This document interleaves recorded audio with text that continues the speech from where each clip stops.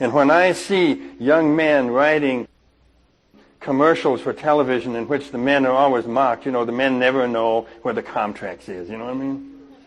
They say, what is Comtrax? And you gotta say, it's in the bathroom. You know where the bathroom is? And stuff. So this whole thing in which men are always the incompetent idiots. And when I meet young men who write those, I say the same thing to them.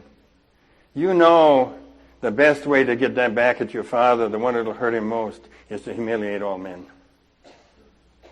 It'd be better off for you to go home, fight it out with your father, come back and do something decent for television.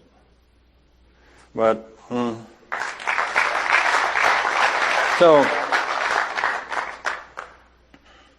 So there's that strange thing then. We're enduring now a situation in which the absence of the fathers is absolutely destroying the culture. Then there were some people, in my book I give a history of how that went, and there were some feminists in the early 19th century, in the middle 19th century, who hated the family. And they wanted it gone. And I think there's no doubt that that contributed to it. But when I first began, I thought that a lot of this hatred of the family and the destruction of the family is because of the anger of some of the feminists. And that's true. There's a certain group that are really angry feminists. But the more I thought about it, I don't think that's it. I think primarily what happened is sad. That the advertising world around 1920 began to understand that they had a helpless audience out there of children. I think it was 1922, Wanamaker put in the first floor entirely for children.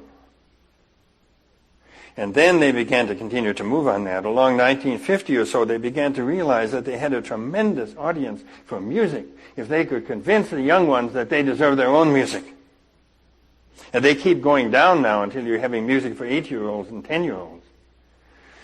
So what I'm saying then is that the more I looked at it, I think what happened is that the advertising world and the world of firm capitalism came in between the parents and the children, intervened. And the more you can reduce the dignity of the parents, the more the children are open to persuasion by the mass media. Can I say anything to you? I gave a little talk in New York, and a man came up to me and he said, listen, I want to tell you something. I'm not the father of my children. Nike Manufacturers is the father of my children. He was saying them just like that. So it used to be, that when you had a house, you had a mother and a father and the children, and then you had some weirdos next door, and you had some people down the street. But you don't have that now. You got the mother and the father usually gone, the mother and the children, and a sort of a substitute father of some kind. Is he present? He may be emotionally gone because he's been in with IBM too long. Anyway, but inside you have the whole mass media in the house. You don't have a house anymore. One thing to do is to go in the next room sometime and then listen to the laugh track. I mean, what kind of they laugh every 30 seconds on cue. I mean, is this world so funny? Is dying so funny that everyone's going to laugh every 30 seconds? Well, what can you do as a parent? I mean, I get my kids to laugh once every 45 minutes, I'm lucky.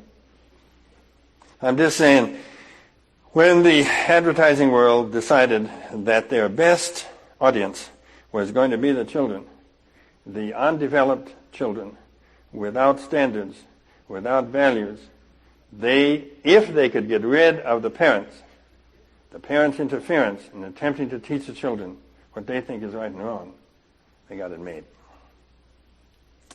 So by letting the television into your house, you have killed yourself as a parent. So just hold a funeral for yourself. I mean, why not carry it out? Well, everybody likes 100 channels. Okay. The dead like 100 channels too. But we just have to say this is a hard thing here.